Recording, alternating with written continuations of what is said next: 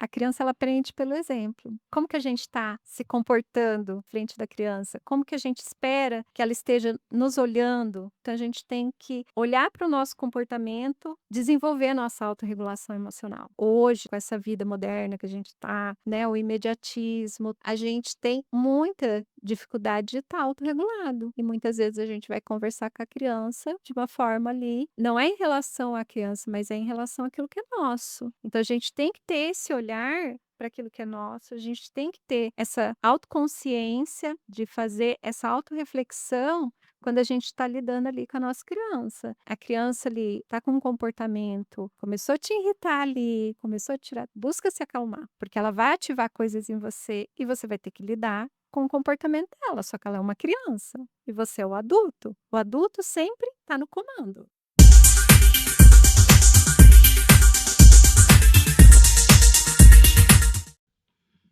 Começando mais uma edição do Saúde Sem Jaleco, é o seu podcast que fala a respeito de saúde de forma científica e de forma muito simples, sempre baseado em artigos científicos, os convidados sempre falando com base em ciência e com ciência, trazendo as coisas de forma muito clara, não é mesmo, Elis? É isso aí. Então vamos lá, a nossa convidada de hoje é a doutora Daniele Trabuco. Isso, é só para não errar o nome, que às vezes algumas vezes eu falei Daniela, não é Daniele. E isso faz toda a diferença em caso sinta que é Luciane. Você fala Luciana, ela fica brava. Então, tem que cuidar para não falar errado dos outros também, né? Com certeza. Serve para todo mundo o ajuste O aí. ajuste. Nós vamos falar sobre educação parental. A Daniela ela é psicóloga, tem especialização, enfim, tem todo um estudo que ela faz há muito tempo sobre educação parental, e é sobre isso que a gente vai conversar com ela, desvendar as nossas dúvidas, os nossos fantasmas, os nossos elefantes em cima da mesa. Já falei para ela fora do ar que eu prometo não fazer nenhuma consulta. Eu já conheço a Dani de algum tempo, de outras entrevistas em outros veículos de comunicação. Prometo que não fazer nenhuma consulta aqui. Não é justo, né, Elis? É só curiosidade, Só só. curiosidade. Mas um amigo meu mandou perguntar. É. Tudo bem, Dani? Tudo bem, e vocês? Bem, Bem graças a também. Deus. Dani, é o seguinte, vamos começar já. Um amigo meu mandou perguntar, tô brincando. Os pais estão criando os filhos emocionalmente frágeis sem perceber o que está acontecendo? Então, né, quando a gente fala de fragilidade, a gente, olha também para o contexto, né, o contexto da família. Então a gente tem que levar em consideração que cada família tem um contexto. Mas a questão da fragilidade, ela está conectada quando a gente tem uma subproteção, quando a gente impede, né, as crianças de fazerem coisas simples que elas poderiam fazer por elas mesmas. Então, os pais, em nome, né, da nossa vida moderna, corrida, acabam fazendo pelos filhos, né. Então, quando a gente faz pelos filhos coisas que eles poderiam fazer, que está dentro aí, né, da fase de desenvolvimento, a gente pode, bloquear certas possibilidades, né, de eles estarem em contato com pequenas frustrações no começo, né. Então isso vai fazendo com que a gente perde essas janelas de oportunidade e as crianças percam o processo de desenvolvimento de habilidade junto com os pais. Perfeito. Ele só antes de passar para você, eu vou dar complemento naquela conversa que nós tivemos agora há pouco aqui antes de começar a gravar. Você tem um exemplo que aconteceu essa semana na escola que o meu filho estuda. Meus filhos estudam, não vou citar o nome da escola, evidentemente. Teve torneio entre classes. E aí, a turma mais antiga, meu filho é novo na escola, e tem mais alguns outros alunos que são primeiro ano na escola. Então, entraram agora, né? Entraram agora em 2026.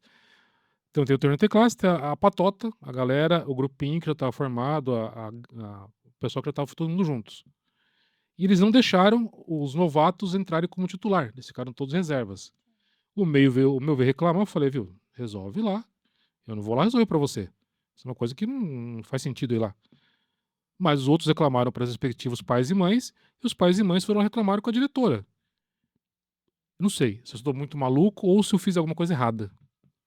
É, que tem processos que a escola vai intervir, e tem processos que a gente tem que ajudar, né, os nossos filhos a resolverem sozinhos, né. Então, muitas vezes, o que você pode estar, né, orientando para que ele lide com essa situação é: vá, converse, né, com os responsáveis, veja como que é o funcionamento da escola, se ele tem possibilidade para isso, né. Mas o que geralmente a gente, né, costuma, ter nas escolas, sim, é os pais, intervindo, né. Então, assim, muitas vezes eu dou exemplo simples, né, por exemplo, a minha filha, né, a gente tem agenda na escola, e eu sempre proporciono ela fala assim: "Mãe, escreve na agenda", então desde que ela conseguia fazer sozinha, ir na coordenação, eu sempre falava para ela assim: "Olha, eh, você sabe o que é para perguntar, então você pode ir perguntar para a professora sobre, né, e se a professora quiser colocar a resposta, ela pode colocar na agenda".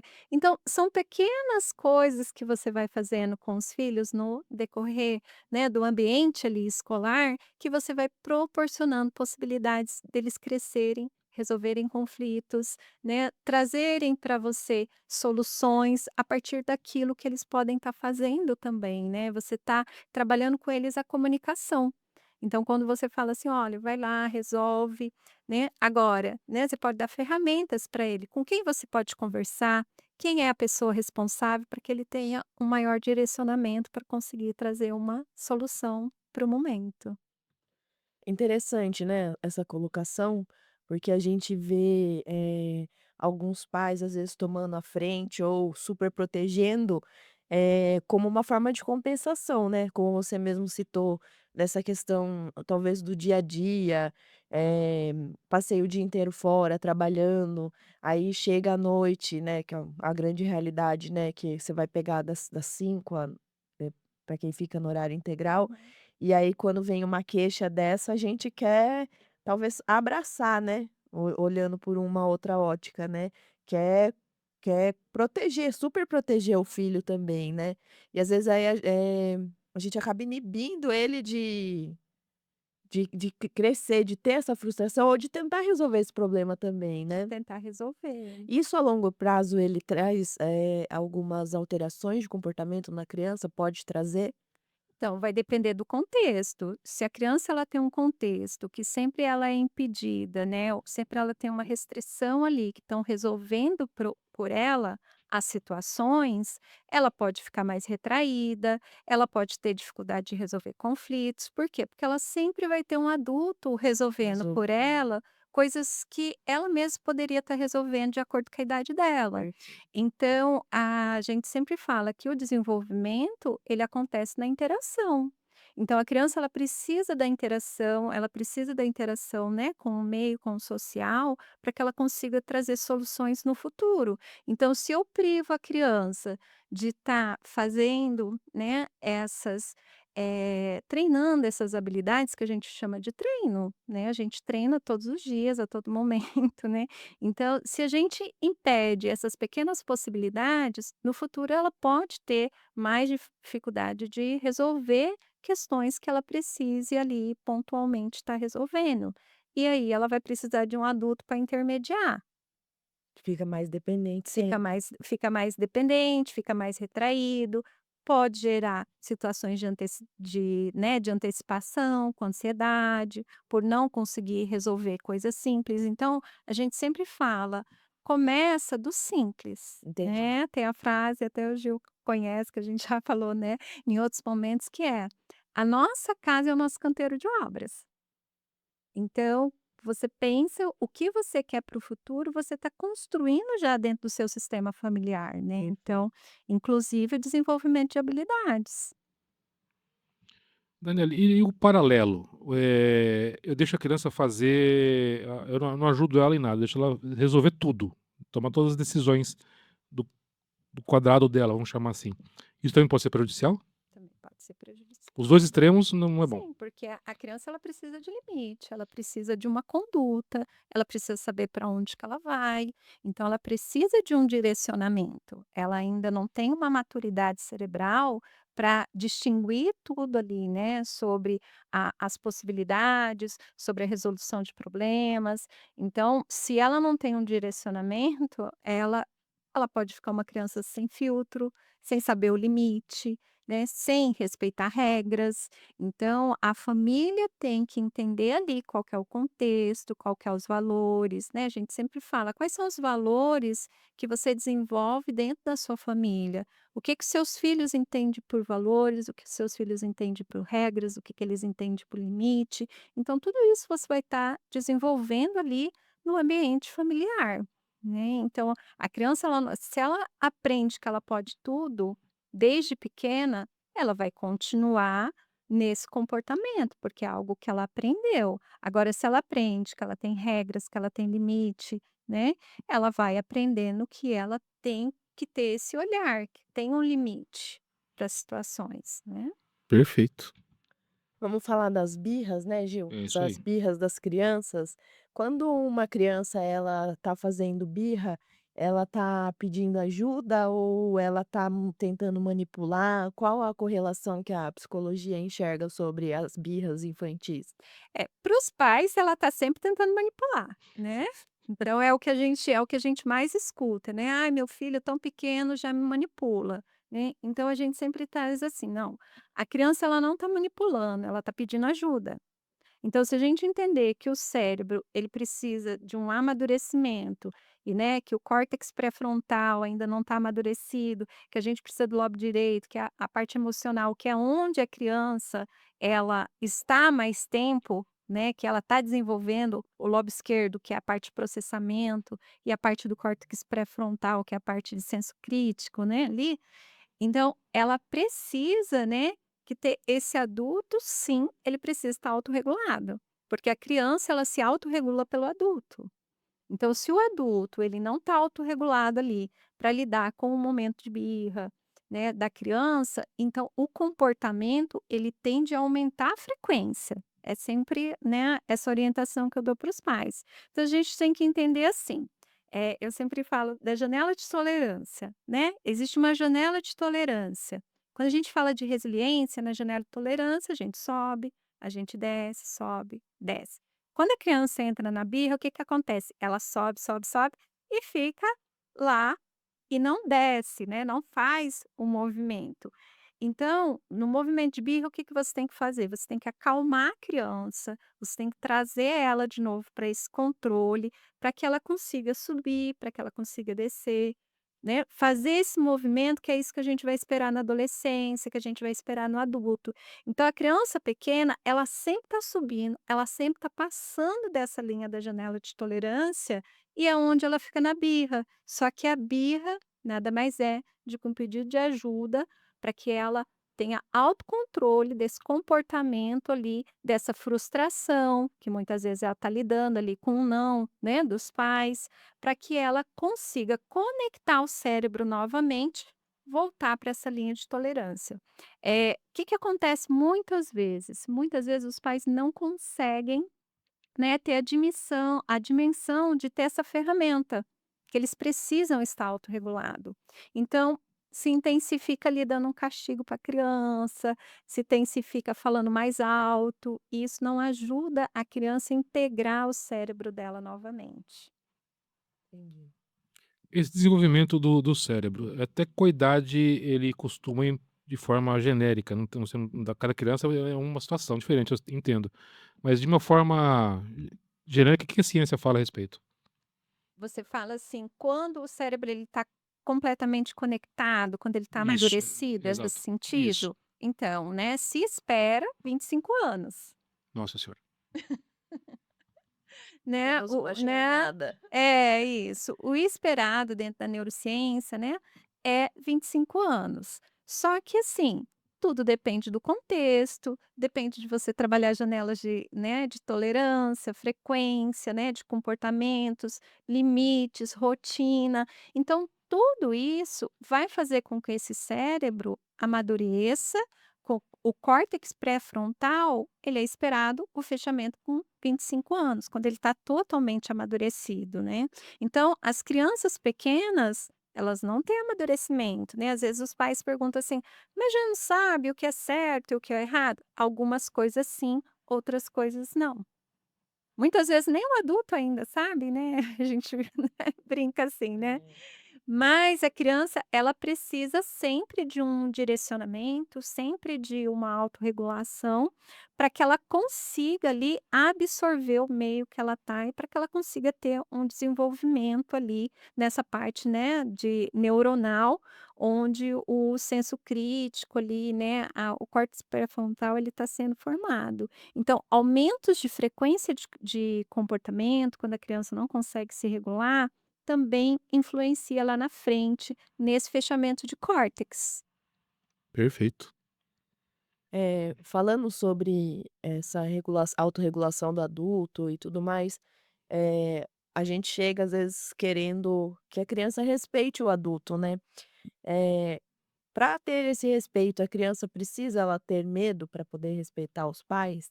Que os antigos falavam, né, que quando tem medo é bom, porque o medo se tem medo, respeita. Exatamente, né. A gente sempre traz essa questão, porque nós fomos criados assim, né, nós fomos criados, na cultura do medo, onde, né, só um olhar já bastava, né. Hoje não é mais assim. Hoje você pode olhar para a criança, ela vai por que que não é mais assim? E muitos pais não entendem, né, e às vezes falam assim: "Nossa, mas antes só de olhar, né, eu já respeitava meu pai e minha mãe". Porque a criança, ela precisa entender, ela precisa compreender os conceitos, né. Na nossa época era: "Faça porque eu estou mandando". Hoje a criança ela precisa entender, então o respeito, a criança ela precisa ter respeito. E como que é construído esse respeito? Esse respeito é construído na relação, na conexão. Como que é construída uma conexão? Como você olha para o seu filho, o momento que você vai ali, né, direcionar ali, que você vai fazer uma correção, que você vai mostrar para ele ali, fazer uma orientação, né? Eu costumo falar para os pais, né? Tira um pouco do certo e do errado e fala: "Filho, eu estou te orientando, as coisas elas funcionam, né, dessa forma, por isso".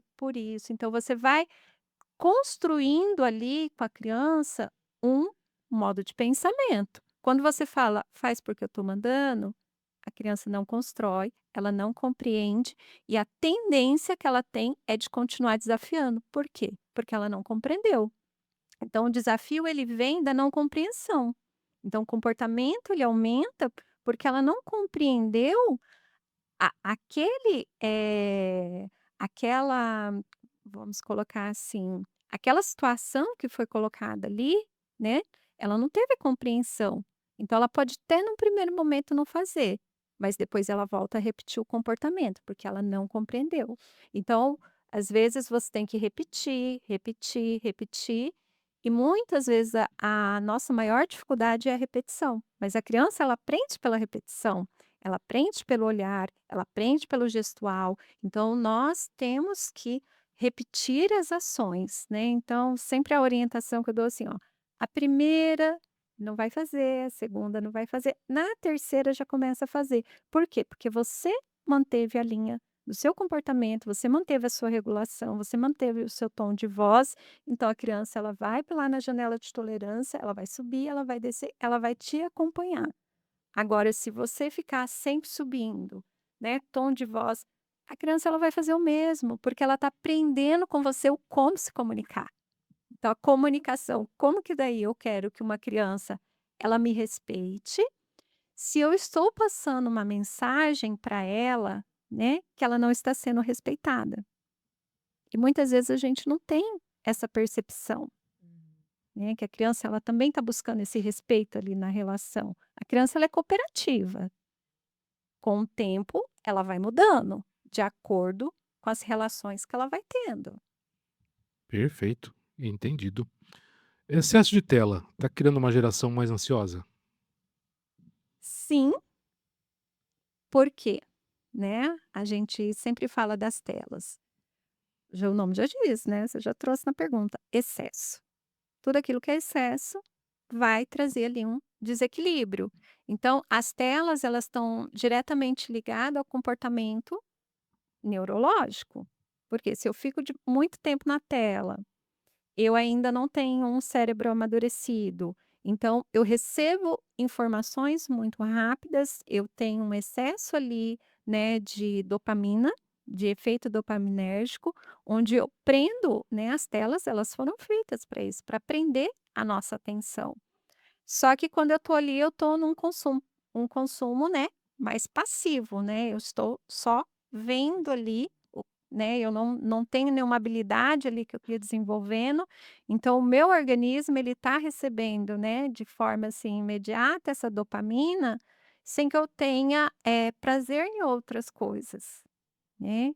Então o excesso ele traz irritabilidade, ele traz dificuldades no sono, ele traz dificuldade de concentração, então ele traz todo, né, aí uma demanda para as famílias que quando a criança está na tela, ok, tá tudo bem, eu estou trabalhando, né, alguns pais falam assim para mim: "Dani, mas eu tenho que deixar na tela um pouco porque eu preciso trabalhar".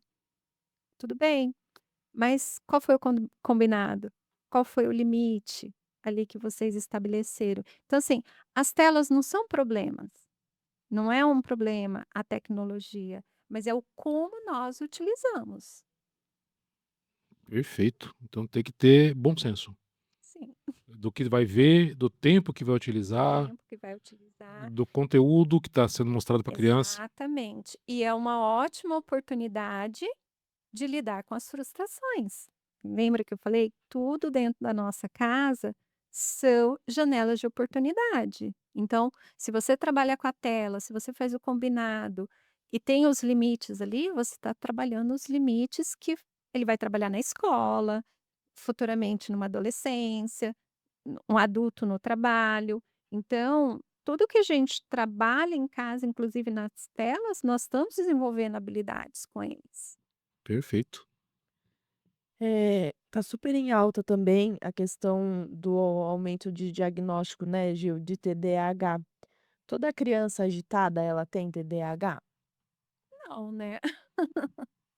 A criança, ela é criança, só que muitas vezes você espera, principalmente a escola, espera um comportamento que a criança vai chegar lá, aquela criança vai ficar sentadinha, vai fazer, né, tudo ali que se pede, e muitas vezes a criança ela é um pouco mais agitada, e aí a escola já, né, começa a olhar, a escola tem que olhar mesmo, mas nem toda agitação que a criança está apresentando ali é TDAH. Aí vamos para o contexto, a gente não falou de tela? Se é uma criança que em casa fica muito na tela, consequentemente, na escola, ela vai apresentar uma dificuldade de nível de atenção. Se é uma criança que em casa ela dorme tarde e, vamos supor, estuda de manhã e ela dorme tarde, ela vai chegar na escola, ela vai ter dificuldade de concentração, porque ela não teve o sono ali reparador. Então, a gente tem que olhar também, todo diagnóstico, ele vem para quê? Para desenvolver habilidade, para melhora de qualidade de vida. É uma ferramenta, né, mas ele não é algo que vai dizer ali: "Olha, você tem TDAH, então você não tem capacidade disso ou daquilo", né. O TDAH, ele é uma questão cognitiva.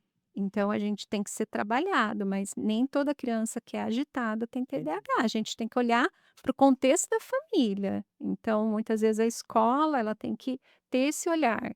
Como que é essa família, né?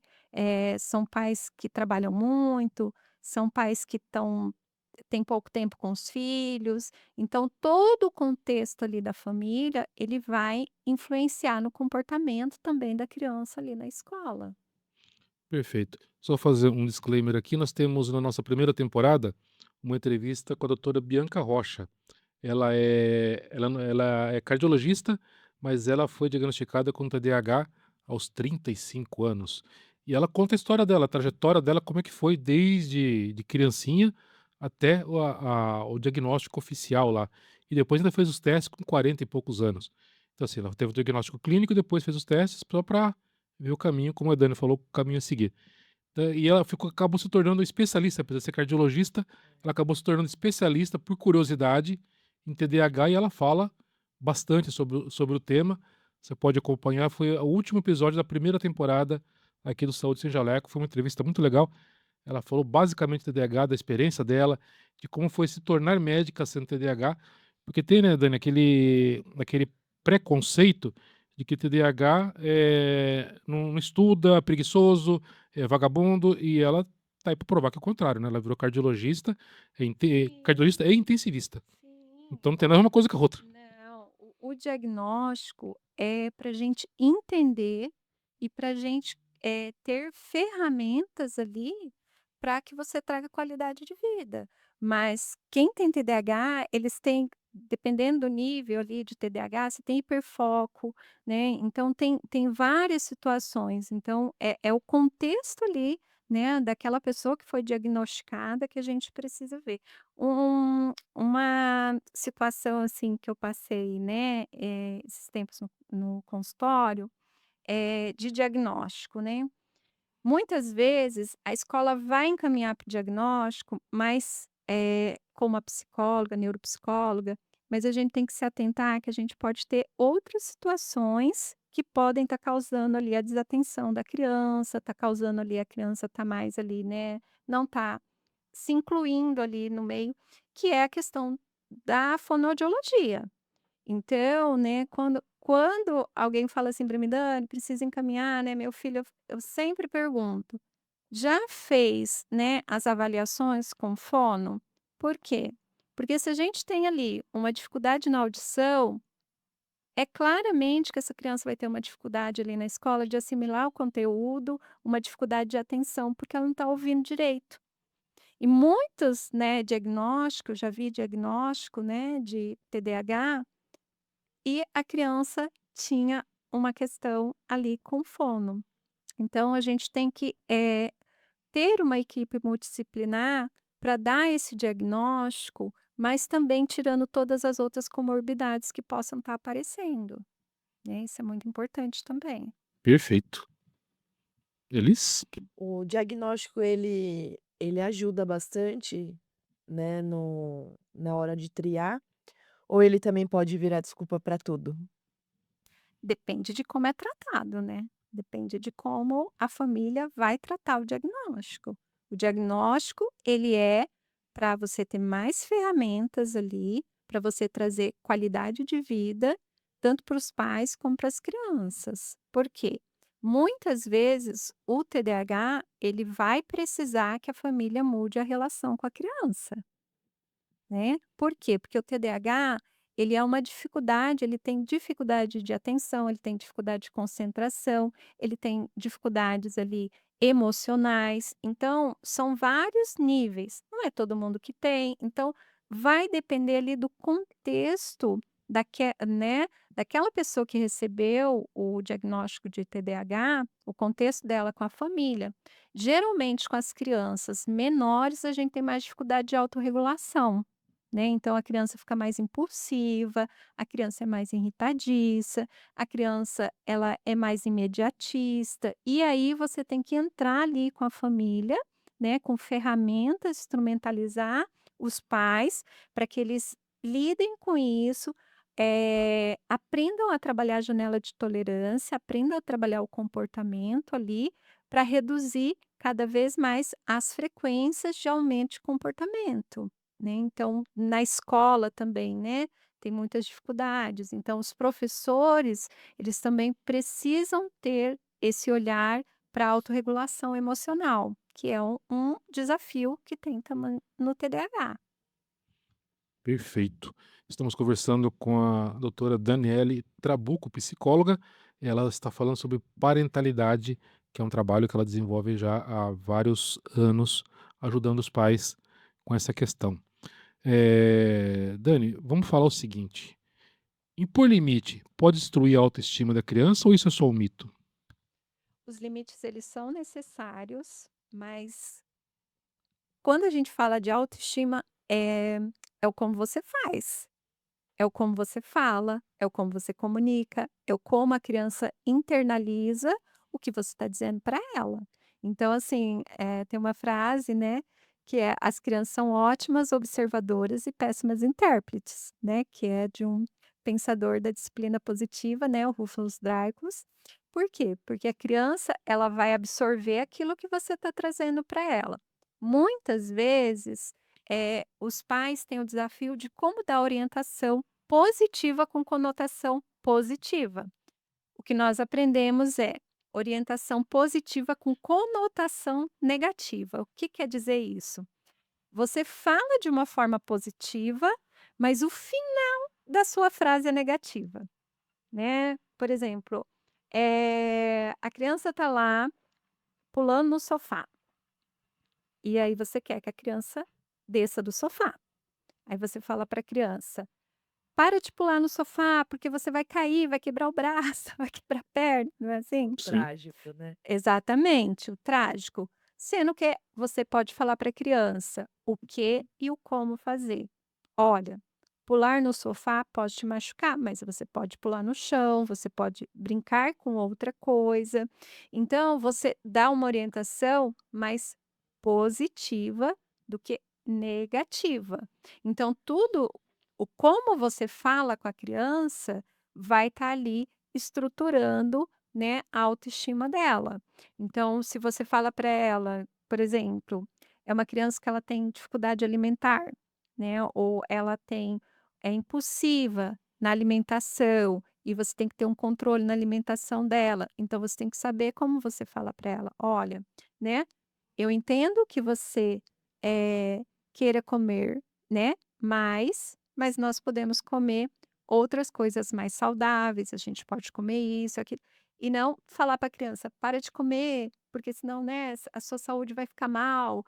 Então, assim, é a forma que você fala, gente, e isso é o mais desafiador pra gente, né. Eu falo pra gente, porque eu também sou mãe e eu também participo, né, desse contexto. Então a gente tem que olhar sempre a forma que a gente vai dar orientação, porque a criança ela vai parar de fazer naquele momento, mas o que ficou, o que ela compreendeu, o que ela internalizou da orientação que foi dada, o como ela se viu ali naquela situação, o como ela se sentiu. Então a gente tem que sempre buscar o como é a compreensão da criança sobre a orientação que a gente está dando. Hum. Hoje em dia você acha que os pais estão terceirizando demais a educação dos filhos?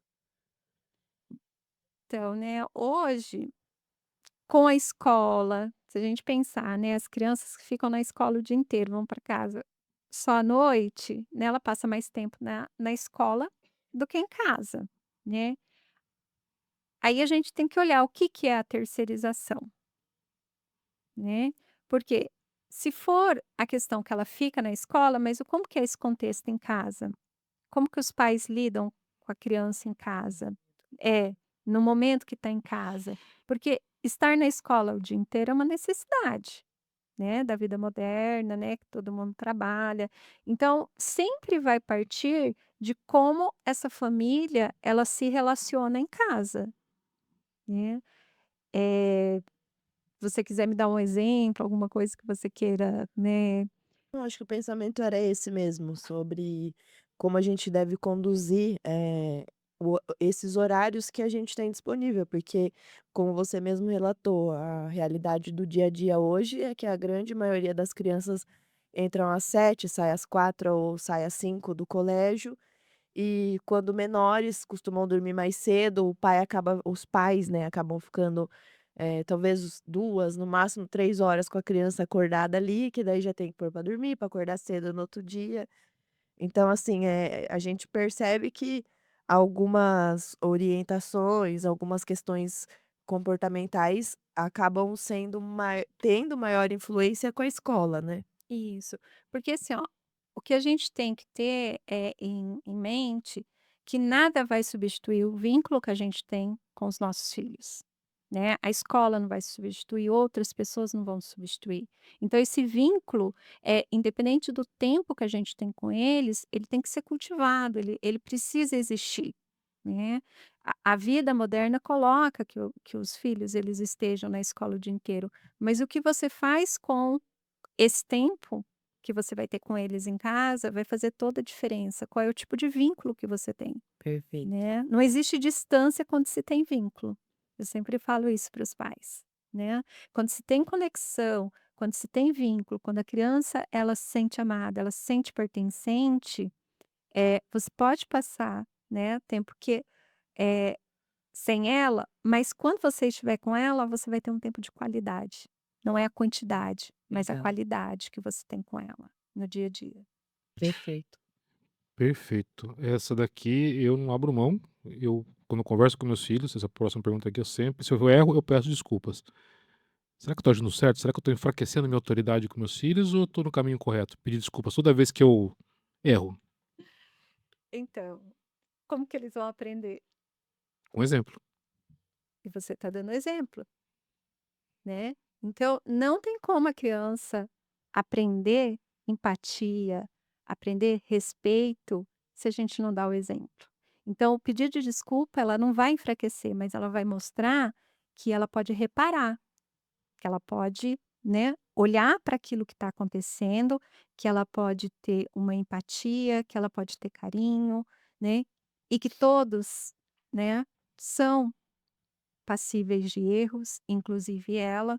Então a gente vai ensinar pelo exemplo, né. Se a gente quer que eles peçam desculpa para a gente vai ter que pedir desculpa para eles também. Nós também estamos nesse lugar, nós também estamos aprendendo com os filhos, né. Eu falo, para os pais que os filhos vieram para nos evoluir, em várias áreas da Sem nossa manual, vida, né. né? Sem Sem manual. manual de instruções. Sem O manual, Gil e eu, né. a gente às vezes Na troca, prática. a gente troca algumas figurinhas aí. Ele tem muito mais figurinhas do que eu, porque Nenhuma repetida. é triplicado, né, Gil?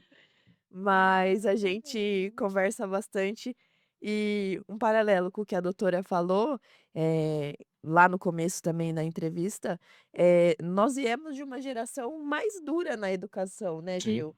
Então essa questão do olhar, do respeitar às vezes pelo medo, a gente talvez seja um erro também da nossa parte de não querer replicar dessa forma também, né, Gil? E aí a gente perde aquela linha tênue do dar limites e soltar demais também, né?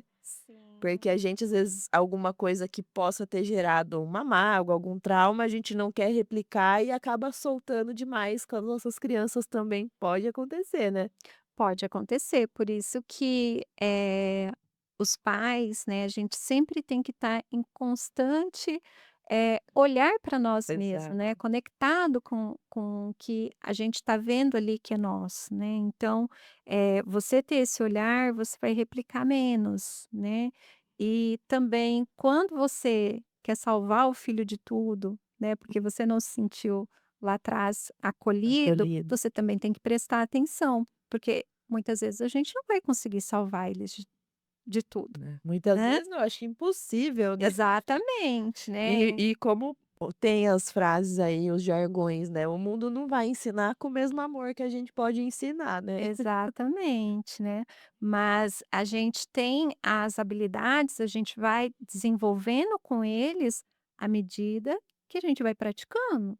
Então a gente vive o processo, a gente vive a prática, a gente treina, a gente ensina, também somos ensinados, Com né. certeza. Então, quando voltando, né, nessa questão de pedir desculpa, né, eu atendo, né, alguns adolescentes que eu atendo os pais, e uma das coisas que aparece às vezes é assim: "Ai, mas a minha mãe falou assim comigo e eu me magoei, né, eu fiquei magoada da forma que ela falou, né, e ela não me pediu desculpas", né. E aí a orientação que eu dou é: quando, né, a sua mãe falar assim com você, sinaliza para ela, né, sinaliza que você está magoada, sinaliza que aquilo também não foi respeitoso. Então, quando a gente ensina isso, não é que a gente está colocando os filhos contra os pais, mas que a gente está ensinando eles também que eles precisam olhar com humildade, eles precisam ter responsabilidade emocional, não só com eles, mas com os pais também. Então, não é nenhuma fraqueza a gente pedir desculpa, né? O pai, a mãe pedir desculpa por filho, isso não é fraqueza. Isso a gente está ensinando a habilidade emocional, a gente está ensinando a ser responsável por aquilo que é do outro também, né? Então, isso é muito importante, né, e às vezes os pais falam assim para mim, assim, né, eles falam assim: "Nossa, tantas vezes eu repito, né, que foi desrespeitoso a forma do comportamento que foi comigo", E agora eles estão repetindo, né, comigo também. Por quê? Porque é via de uma mão dupla. O exemplo, ele vem de nós. Então eles vão aprender com o nosso exemplo e muitas vezes a gente não está num dia bom também naquele momento que a gente está ali lidando com os nossos filhos, né, lidando ali com o comportamento, a gente também teve nosso contexto, e às vezes a criança ela precisa nos sinalizar: "Olha, eu também estou aqui, eu também preciso de respeito, eu também preciso de você", né. E aí a gente se conecta novamente, né, com o nosso olhar ali de estar conectado enquanto pais e enquanto educadores, né, dos nossos filhos. Dani, por que tantos pais, que imagino que isso seja uma realidade, pelo que a gente pesquisou, e você vai dizer isso na experiência do consultório, por que tantos pais têm medo de falar não para os seus filhos? Primeiro tem medo da birra, né. É, esse é um problema. Primeiro já tem medo, né, da birra, né. E o não, eu falo assim que eu ensino a falar não, sem falar não, né. A gente tem formas de falar não, né, então, se for uma criança muito pequena, ela vai ter muita resistência ao não. Então você precisa ter maneiras ali de conduzir ela para que ela faça o que é preciso fazer, né, para que ela entenda aquela orientação que você está dando, mas o não ele pode ser dito de diversas formas, né. Por exemplo, eu dei o exemplo do sofá, a criança está lá pulando, a criança pequena: "Não pula aí, olha, né, desce do sofá, pula aqui no chão, aqui você pode brincar e você está em segurança". Eu falei: "Não, Não. nenhuma Hum. vez", mas tirei ele do perigo, de uma forma estável, coloquei ele no lugar seguro E com uma e orientação, com né. uma orientação. Então isso é orientação, né, positiva com conotação positiva. Então, conforme você vai fazendo isso, você consegue, trazer a criança para um modo mais cooperativo, sem que ela aumente o comportamento. Por quê? Porque você não deu uma resistência para ela. E a maior dificuldade da criança entender o não, porque ela entende como resistência. O cérebro entende como resistência. Ele entende que ele precisa lutar contra aquilo, porque ele tem uma vontade. A vontade dele é pular no sofá e continuar brincando. Então o cérebro ele vai resistir. Então, você precisa quebrar a objeção. Quando você fala não, você não quebra a objeção. Você faz com que ele fique mais resistente, porque ele tem uma vontade de continuar brincando.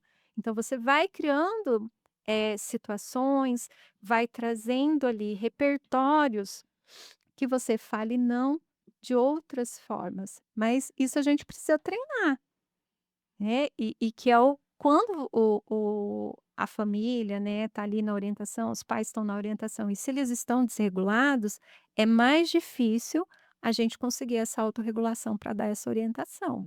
Nem penso nisso. A Não, gente já né, você solta o gritando: já "Desce daí menino". exatamente, né, então se você, tá ali falando de conter ali o comportamento, dar orientação, que tem que ser aquilo que é o que e o como fazer, você vai ter que ter ali um momento, você vai ter que parar, respirar, Respira. olhar para a situação e focar na solução, né, focar na solução.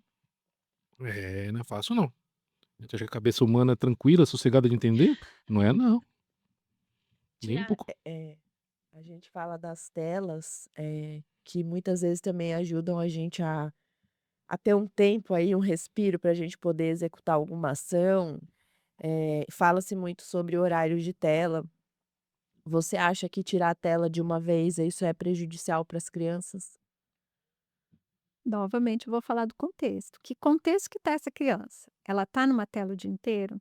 Se ela estiver numa tela, assim, sem limites, ela vai ter uma resistência, porque ela vai ficar em momento de privação.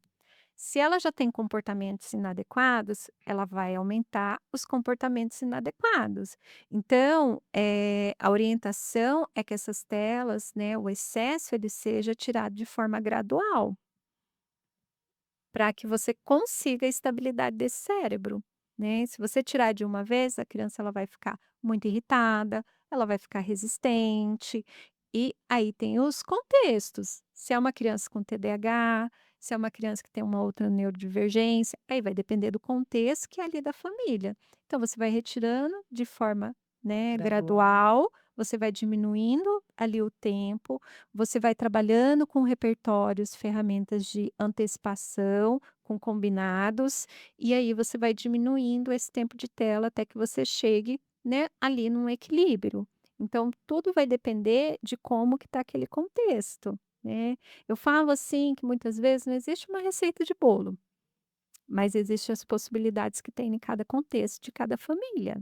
Então, quando a gente pega uma família, uma coisa não se aplica à outra. Perfeito. Vai depender do contexto da família, de como ela tá. Então, assim, eu tenho que ver aquele contexto, mas sempre a orientação que a gente dá é que seja de forma gradual, olhando ali para o contexto que aquela criança tá. Porque se ela já está muito tempo exposta, ela vai ter mais dificuldade. E a gente tem que ir fazendo de uma forma gradual. Dani, uma criança frustrada necessariamente vai ser um adulto mais forte ou vai ser um adulto mais problemático?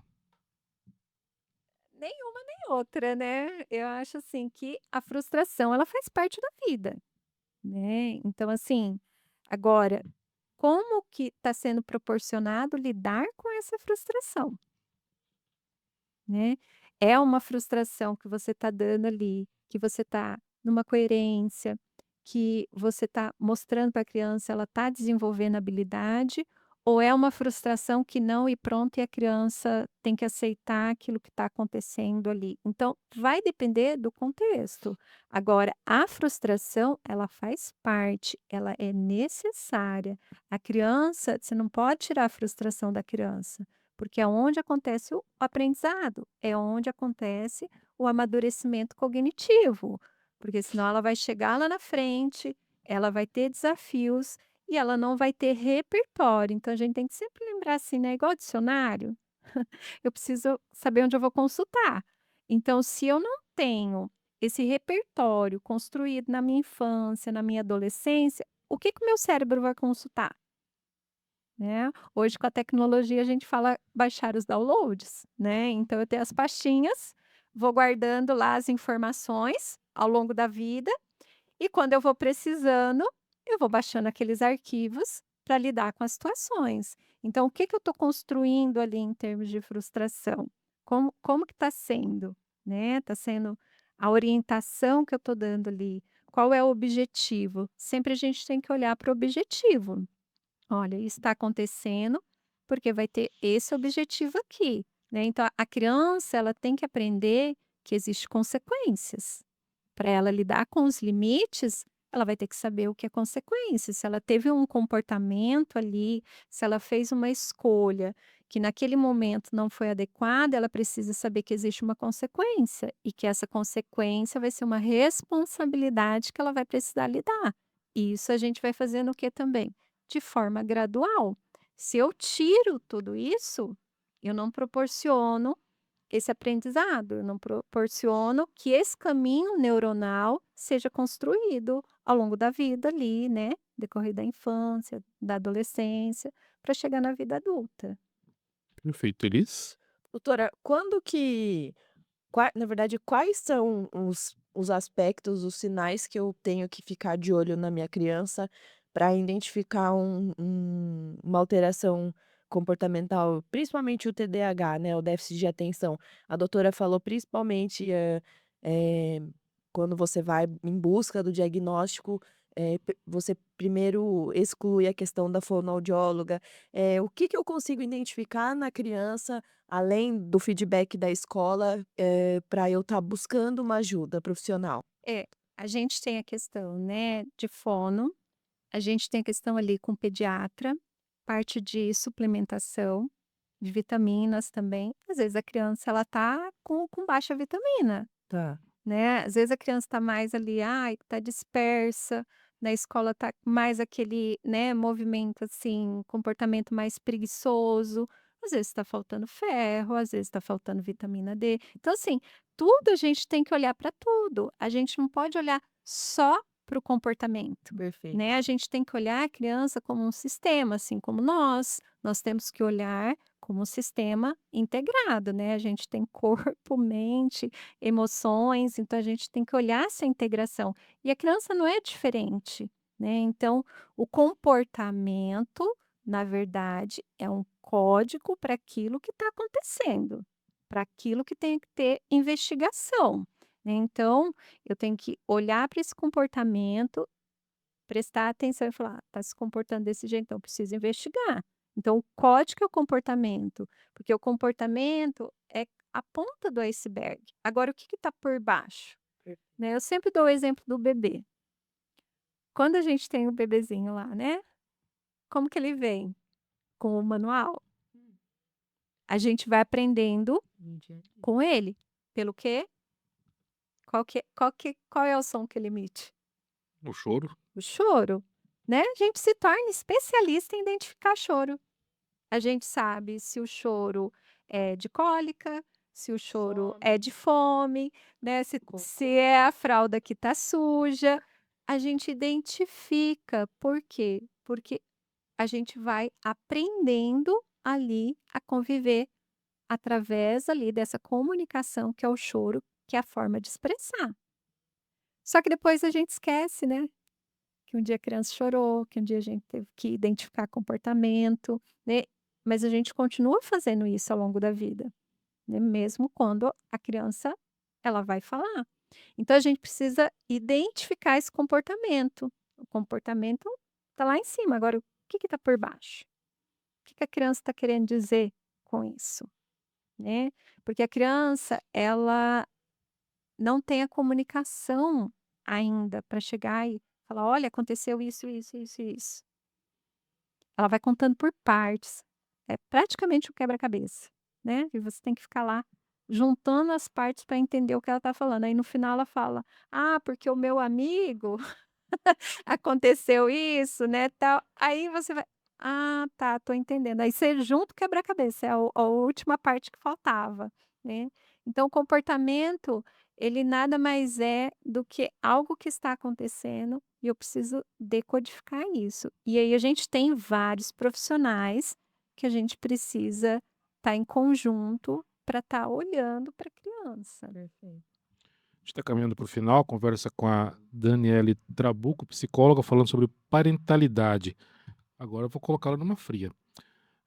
Se você pudesse dar apenas um conselho para os pais, um só, criarem seus filhos emocionalmente saudáveis, qual seria? Primeiro olhar para o nosso comportamento, né.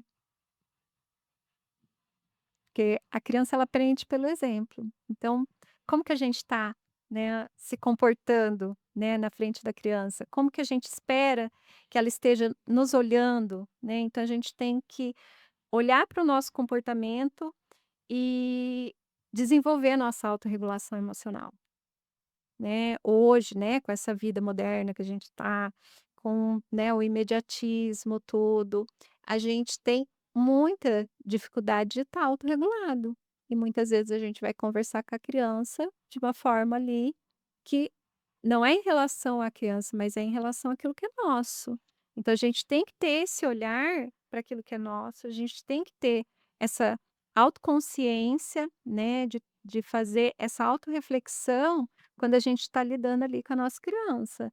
Então eu falo assim, sempre quando, a criança ali, ela tá com um comportamento, mas que começou a te irritar ali, começou a tirar, busca se acalmar, porque ela vai ativar coisas em você e você vai ter que lidar com o comportamento dela, só que ela é uma criança e você é o adulto. O adulto sempre está no comando, né, e a gente tem que lembrar disso, né, que a gente está no comando, né. E, assim, o comportamento infantil, ele sempre começa no adulto. Então, né, entender, é um espelho, né, é um espelho. A gente precisa estar olhando como a gente está se comportando, né, na frente dos nossos filhos, né. E aí a criança ela vai aprender esse desenvolvimento emocional, essa autorregulação, a partir daquilo que a gente está mostrando para ela, a partir da nossa conexão, a partir da nossa forma de trazer ela pertencente, né, dela se sentir acolhida. Ela pode fazer coisas erradas, né, porque ela está aprendendo, mas o como você acolhe, o como você vai acolher aquele erro para que ela saiba que ela possa melhorar. Então a gente tem que sempre estar prestando atenção em como a gente está se comportando frente a um mau comportamento que a gente identifica ali dos nossos filhos. Perfeito. Grande aula, né, Elis? Demais. Aprendemos bastante aqui. Juro que não foi nenhuma consulta, tá? Não foi nenhuma Não, consulta. hoje a gente não trouxe relatos de caso familiar, né? Eu trouxe um só, mas a bota serviu pra mim certinho. Encaixou certinho no meu pé, que é 39,40, perfeito. Foi perfeito pra mim tudo que, que a Dani falou. E a gente não conversou nada, absolutamente nada antes. Não combinou absolutamente nada. Mas eu absorvi todas as mensagens. Dani, obrigado mais uma vez por você me atender. Eu agradeço bastante. Espero contar com a sua colaboração aqui com a gente em outras oportunidades. Falar mais sobre esse tema que é importante as pessoas entenderem, porque a cabeça humana ela é bem complexa, né? A gente acha que é facinho, mas não é não. Exatamente, né, a gente tem que estar construindo repertórios, né, buscando informação. Hoje a gente tem muita informação, a gente tem muitos profissionais, né, que estão dando informações, então, hoje a gente não era como era, né, lá atrás, né, que os nossos pais não tinham, como o acesso que a gente tem hoje, né, então e as ferramentas estão aí, né, as ferramentas de orientação, né. Nunca se buscou tanto, né, se estudar a família, se estudar a parte, né, de neurociência, para que a gente tenha, né, um melhor aí neurodesenvolvimento e entender, né, todas essas adversidades que vêm hoje no nosso dia a dia. Quer deixar suas redes sociais? É psi, arroba, né, psi Daniele Trabuco no Instagram. PSI, que é de psicóloga. Isso. Daniele, Daniele Daniele Trabuco, Trabuco. 2 L's, não. 2 L's. 2 L's, pronto. Então daí eu vou deixar escrito também aqui embaixo. Eu ia falar isso, né? Você você pode acompanhar, vai estar escrito aqui embaixo, enquanto a Daniele falou o arroba dela, estará aqui, você pode acompanhar. Pode mandar conversar, bater um papo com você lá. Pode, manda direct, pode mandar pergunta lá, a gente Perfeito. responde. Obrigado, Dani, e até uma próxima oportunidade. Eu que agradeço você. Obrigada.